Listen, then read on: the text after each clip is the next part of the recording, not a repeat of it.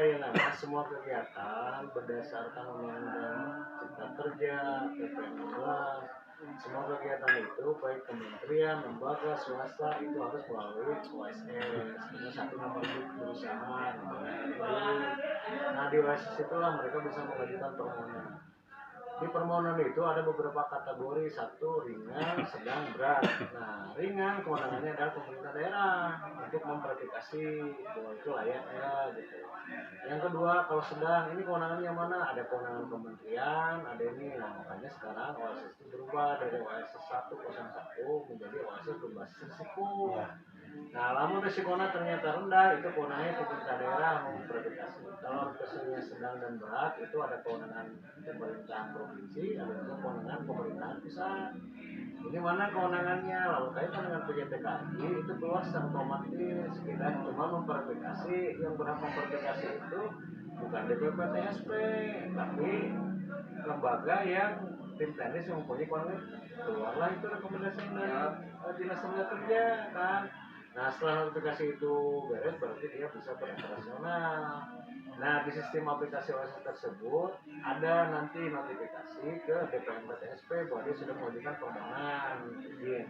Nah yang mengizinkannya itu bukan DPM TSP lagi tapi kementerian. Sekarang kita ini hanya kewenangannya untuk mengawasi kegiatan yang sudah dikeluarkan oleh kementerian. Tapi cuma kayaknya Pak, kalau misalkan ke balai kan ya itu tuh balai BLK LN itu, jadi kan yang kita tidak mengerti itu ketika kita cek ternyata kan maksudnya masih belum apa namanya itu belum terverifikasi ya di disnakernya diduga gitu maksudnya baru rekom aja gitu bahwa di dinas perizinan ini belum ada gitu di OSS-nya gitu. Iya, makanya di OSS tinggal nilai.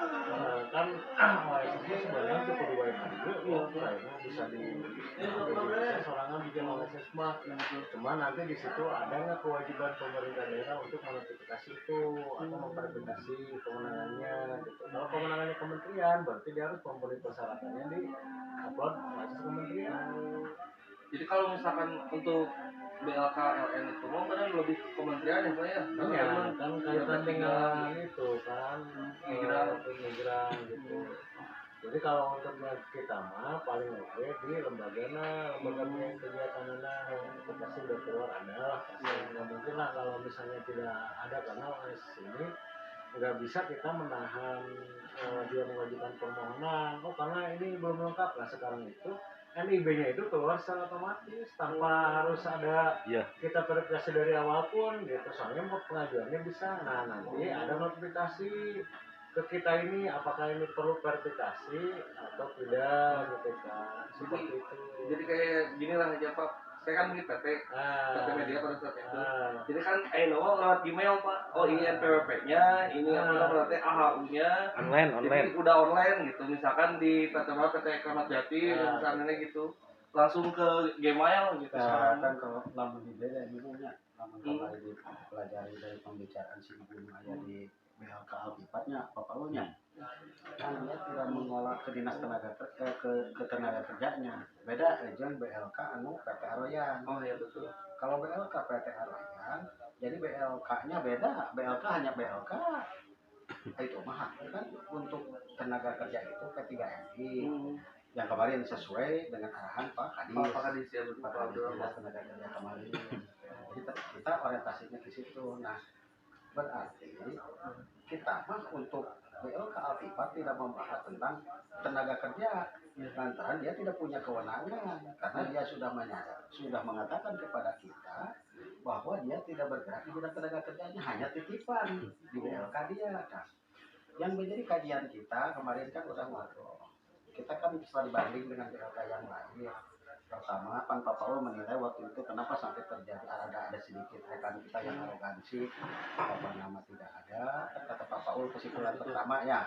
Yang keduanya, ketika ada tindakan arogansi dari rekan, kenapa tidak berani melaporkan dan itu sudah pelanggaran hukum, ada pelanggaran unsur pidananya, sebetulnya kenapa tidak melaporkan?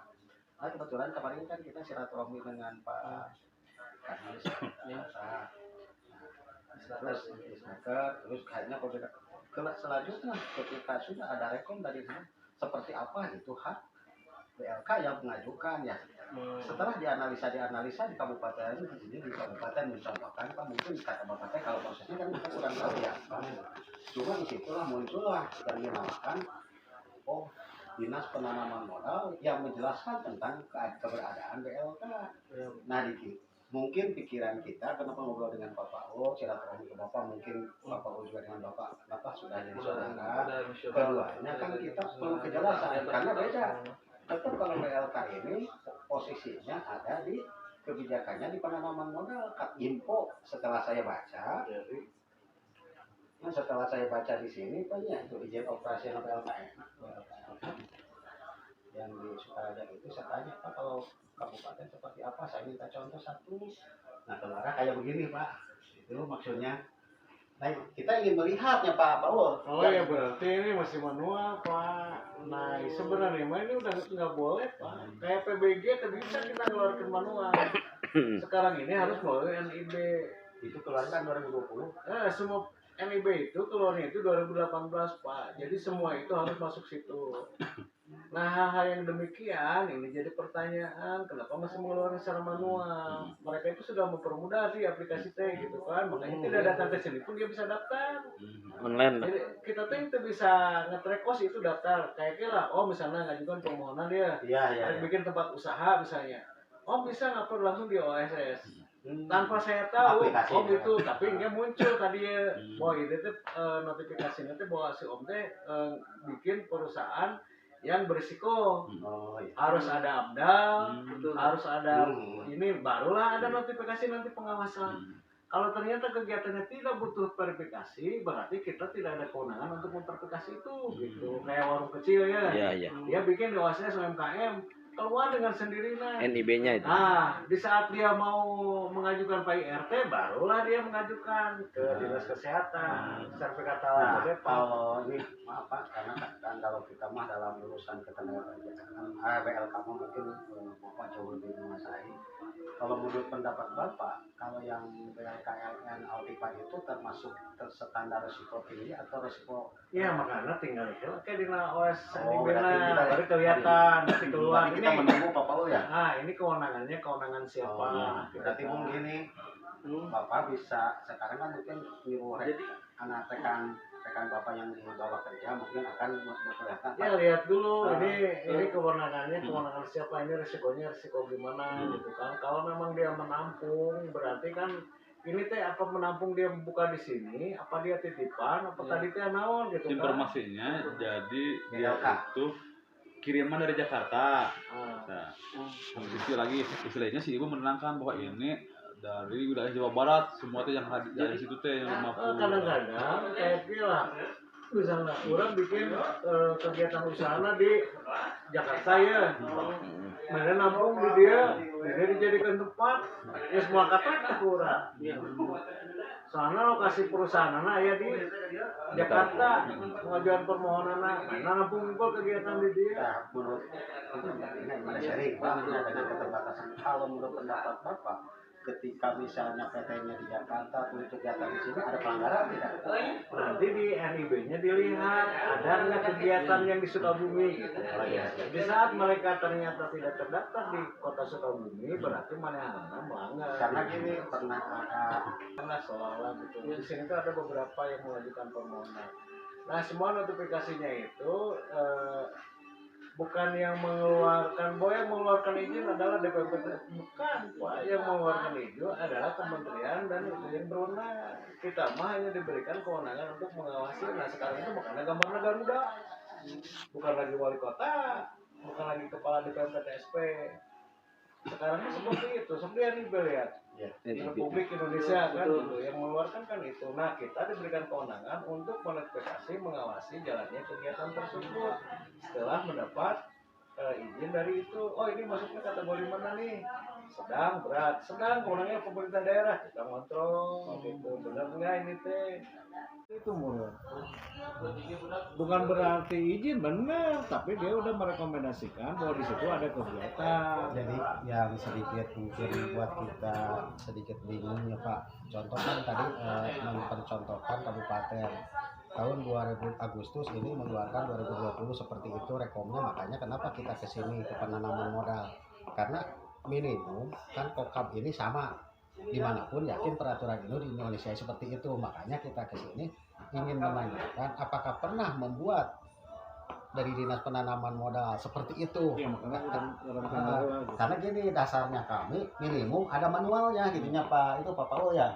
Nah mudah-mudahan Bapak jauh lebih di sini di kota lebih bisa memperlihatkan nanti, oh ini bahwa ini sudah benar beres gitu. Cuman yang jadi pertanyaan kami, ketika ini beres, siapa sih yang punya hak mengawasi masalah BLK itu? Kenapa BLK itu sampai kondisinya seperti itu? Jangan besar-besar dibesarkan permasalahan, tapi minimum harus ada yang paling pokok dimanapun adalah papan nama Pak. Itu mau izinnya di situ yang kurang paham ya. Tenang Pak, hari kita mah kan bukti kepedulian di masyarakat beren. Ya untuk mengevaluasi kinerja segala macam wajar lah itu mah kan. Kita juga perlu memberikan informasi bahwa regulasi perizinan sekarang itu beda dengan yang dulu. Nah, jadi seperti itu. Nah, kewenangan daerah itu seolah udah dibatasi di situ, Pak. Oh iya, Pak. Namun kita melewati itu, kewenangan Bapak ini sebagai apa kan? Ambilnya, kontrol ke pukul-pukul kayak itu. Bapak kewenangan sebagai apa? Dipertanyakan, Pak, di OSS tuh.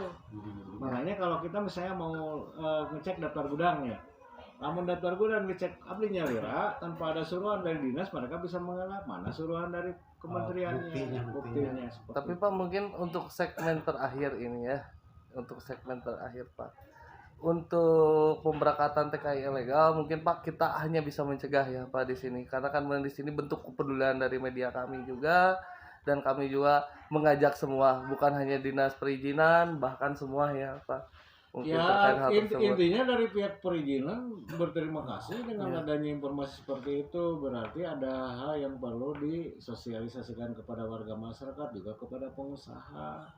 Jangan sampai dia memberangkatkan tanpa prosedur yang jelas. Justru adanya aturan keluar itu harus melindungi semua pihak. Tidak mungkin pemerintah mengeluarkan aturan namun arek ngatakan masyarakatnya kan itu. Berarti aturan dibuat regulasinya itu kan untuk satu mempermudah, dua juga menjaga hak daripada baik itu pengusaha, baik itu yang mengajukan PJTKI tersebut gitu. Nggak mungkin dari pihak pemerintah juga tidak melegalkan orang yang tidak legal gitu kan, tetap harus ditempuh perizinannya gitu. Makanya kita coba nanti verifikasi, kalau memang ternyata itu menyalahi aturan ya kita bisa mengajukan permohonan untuk mencabut izinnya kalau memang tidak sesuai dengan tugas pokok sebagai PJTKI gitu. Cuman posisinya yang kita lihat itu apakah dia itu di situ penampungan lembaga kerja atau apa, tapi kalau lihat dari rekom berarti alamat jelas, berarti makanya kita cek dulu siapa ya. Kalau misalnya dicek ternyata oh itu ya lembaga penampungan, ya kita lihat syarat-syarat seperti apa, kan saya punya kewajiban untuk memonitor apakah benar syarat izin yang yang diharuskan itu udah terpenuhi atau tidak gitu kan. Kalau memang tidak terpenuhi, dia wajib mengurus persyaratannya gitu kan. Seperti ya mudah-mudahan intinya bahasa terakhir. Kita sudah mengecek terkait perizinan BLKLN Altipar, dan di sini kita semua sudah mendapatkan jawabannya. Dan mudah-mudahan instansi-instansi terkait BP3RI dan SPRI semuanya untuk mengecek terkait aktivitas Altipar di Jalan Pasundan, Ngemplong, Kecamatan Royong, Pondok Bumi. Gaspol. Bersama 94 melihat masa depan dunia.